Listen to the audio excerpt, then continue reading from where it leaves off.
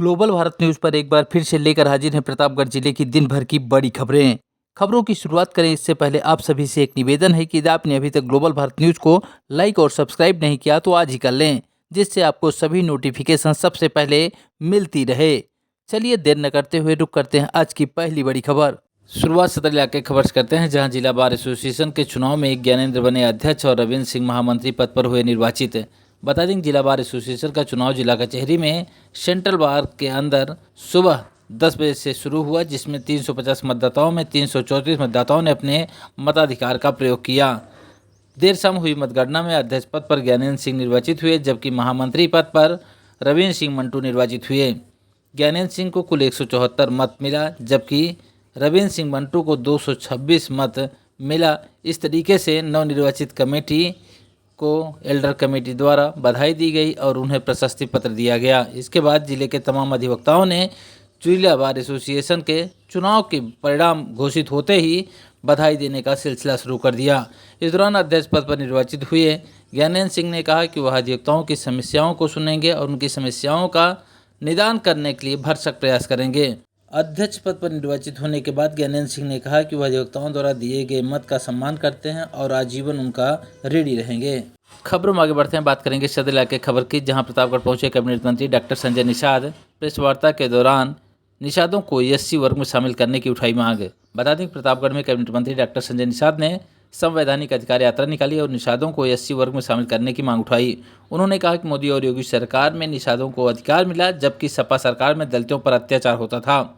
Doctor Nishad ने अखिलेश यादव पर निशाना साधते हुए कहा कि वे पावर से बाहर होने पर दलित प्रेम दिखा रहे हैं। इसके अलावा उन्होंने कहा कि मुसलमानों को शिक्षा, स्वास्थ्य और रोजगार की जरूरत है।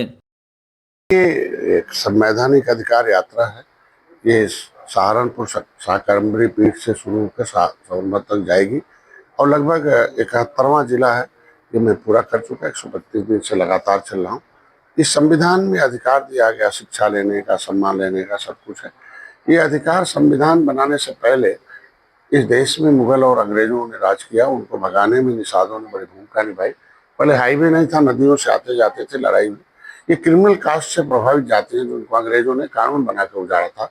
उनको बसाने के लिए संविधान में मझवार, गांव, कुरेजा, खरवार, बेलार, खरोट, कोली 7 नामों से अनुसूचित जाति की सूची में सूचीबद्ध है। अनु मतलब नीचे सूचित व सूचित किया जाएगा कि आप लोग देश को आज़ाद कराने में उजड़े हो, नदियों ने उजड़ा है, आपके पास शिक्षा, स्वास्थ्य, रोजगार में, जाति में, समाज में नीचे हो, ऐसे लोगों के बच्चों को सरकार के पैसे से पढ़ाया जाएगा, सरकारी नौकरी दिया जाएगा।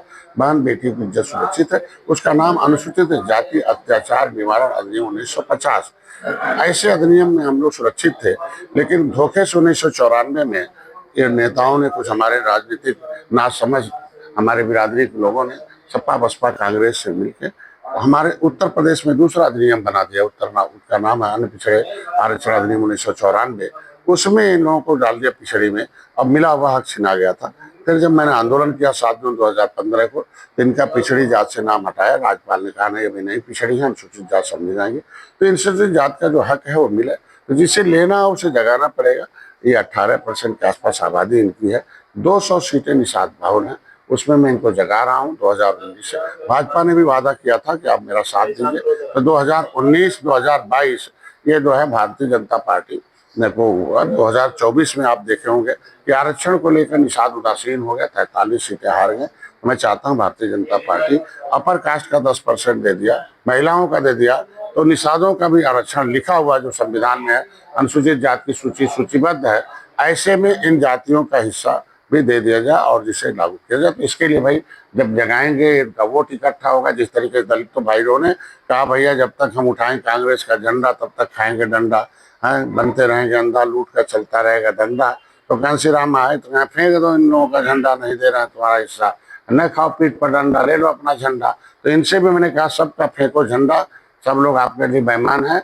अब मत खाओ पीठ पर डंडा, मत बनो अंधा, ले लो अपना जय निषाद राज का झंडा, है उठाओ अपना झंडा, लगाओ अपना नारा।